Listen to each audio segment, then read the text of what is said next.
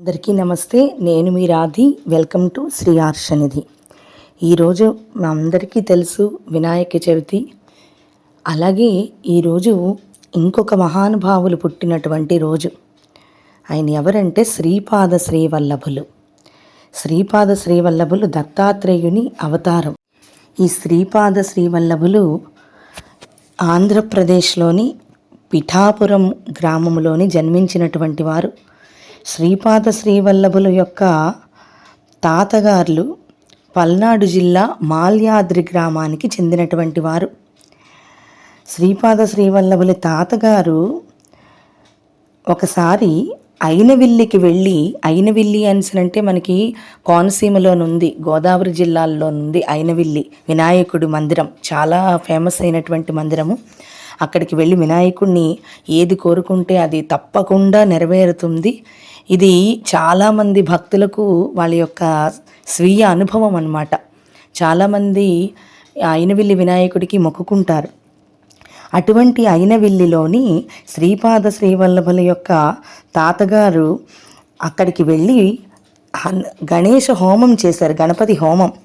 ఆ గణపతి హోమం చేసినప్పుడు అక్కడ పూర్ణాహుతి సమయంలో సాక్షాత్తు గణపతి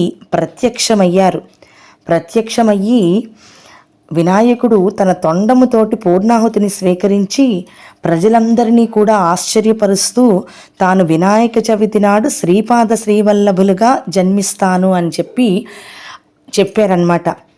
ఆ తర్వాత వీళ్ళ పల్నాడు నుంచి పిఠాపురంలోని స్థిరపడిపోయారు. అక్కడ శ్రీపాద శ్రీవల్లభులు పుట్టారు. ఆయన 16 సంవత్సరముల వయస్సులోని సన్యాసం స్వీకరించారు. అసలు ఈయన పేరు శ్రీవల్లభులు, కానీ ఈయన యొక్క పాదములలోని అంటే అరికాలు మనకి పాదం కిందన ఉంటుంది కదా, అక్కడ పాదముద్రలు ఉన్నాయి ఈయనకి. అందువలన శ్రీపాదులు అనిసని పిలిచేవారు. శ్రీపాద శ్రీవల్లభులు తన జీవితంలోని ఎక్కువ భాగము కురుపురంలోని ఉండేవారు.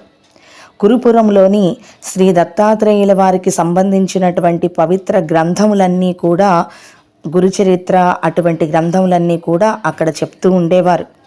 శ్రీపాద శ్రీవల్లభులు అక్కడ ఎన్నో లీలలు చేశారు. అయితే శ్రీపాద శ్రీవల్లభులు దత్తాత్రేయుని అవతారంగా ఇప్పటికీ చిరంజీవిగా ఉన్నారు అనేటటువంటిది చాలామంది భక్తుల యొక్క విశ్వాసం. ఆయన కృష్ణానదిలో రాయచూరు సమీపములోని, అంటే కర్ణాటకలోని రాయచూరు సమీపంలో ఉన్న కృష్ణానదిలో కురుగడ్డి అనే నదీ ద్వీపములో జలసమాధి తీసుకున్నారు. అప్పటి నుండి అతను మానవ రూపములోనైతే కనిపించట్లేదు, కానీ తేజో రూపములోని ప్రతి ఒక్క ఎవరైతే ఆయన్ని నమ్ముకునేటటువంటి భక్తులు ఉంటారో వాళ్ళందరికీ కూడా తేజో రూపంలోని కనిపిస్తున్నారు. ఆ నదికి ఎదురుగా తెలంగాణ రాష్ట్రానికి చెందినటువంటి వల్లభపురం అనేటటువంటిది కూడా ఎంతో పవిత్రమైనటువంటిది. అటువంటి శ్రీపాద శ్రీవల్లభులు గురించి ప్రస్తావిస్తూ ఈ సిద్ధమంగళ స్తోత్రాన్ని మనం ఈరోజు తెలుసుకుందాము. ఈ సిద్ధమంగళ స్తోత్రం చదివిన వారికి, విన్నవారికి ఎన్నో విజయాలు చేకూరుతాయి. అయితే ఏదో ఒక్కరోజు వినేస్తే విజయం వచ్చేస్తుందా, వరించేస్తుందా అంటే కాదండి. మనకి ప్రతి నిత్యము ఏదైనా సరే, మనం ఏదైనా ఒక ఆహారం తీసుకున్నా కూడా వెంటనే మనం పెరిగిపోం కదా. ఎన్నో నెలలు అలాగా తింటూ ఉంటే ఒక్కొక్క గ్రాము పెరుగుతున్నట్లుగా ఈ స్తోత్రాన్ని ప్రతి నిత్యము కూడా మీరు చదివినా విన్నా మీ యొక్క సమస్యలన్నీ కూడా తీరిపోయి అన్ని రంగాల్లోనూ మీరు విజయం సాధిస్తారు. అటువంటి మహత్తరమైనటువంటి సిద్ధమంగళ స్తోత్రాన్ని మనం ఇప్పుడు తెలుసుకుందాము.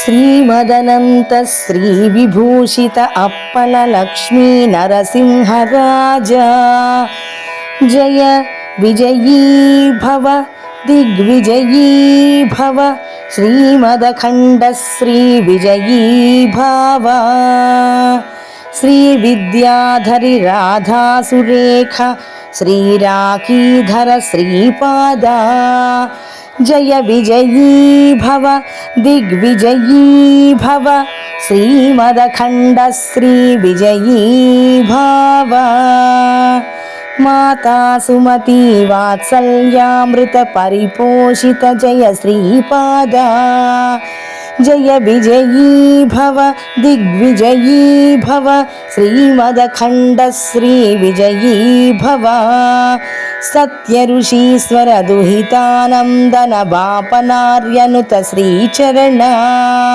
जय विजयी भव दिग्विजयी भव श्रीमदखण्ड श्री विजयी भव सवितृकाठक चयन पुण्यफल भरद्वाज ऋषि गोत्र संभव जय विजयी भव दिग्विजयी भव श्रीमदखण्ड श्री विजयी भव दो चौपाती देव लक्ष्मी घन संख्या बोधित श्रीचरण जय विजयी भव दिग्विजयी भव श्रीमदखण्ड श्री विजयी भव पुण्यरूपिणी राजमाम्बनुत गर्भ पुण्यफल संजाता जय विजयी भव दिग्विजयी भव श्रीमदखण्ड श्री विजयी भव